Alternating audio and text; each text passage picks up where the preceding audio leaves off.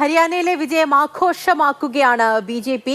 Party ആസ്ഥാനത്ത് പ്രധാനമന്ത്രി Narendra Modi party പ്രവർത്തകരെ അഭിസംബോധന ചെയ്ത് സംസാരിച്ചിട്ടുണ്ടായിരുന്നു. അതിൽ കോൺഗ്രസിനെ കടുത്ത ഭാഷയിൽ പരിഹസിക്കുകയായിരുന്നു നരേന്ദ്രമോദി.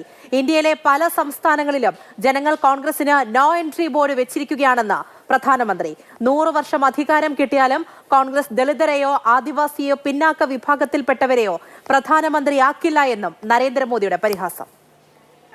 देश के ज्यादातर राज्य के लोगों ने कांग्रेस के लिए नो एंट्री का बोर्ड लगा दिया है। पहले कांग्रेस सोचती थी कि वो चाहे काम करे या न करे लोग तो उसको वोट देंगे ही, लेकिन अब कांग्रेस की पोल खुल चुकी है, उसका डिब्बा गोल हो चुका है।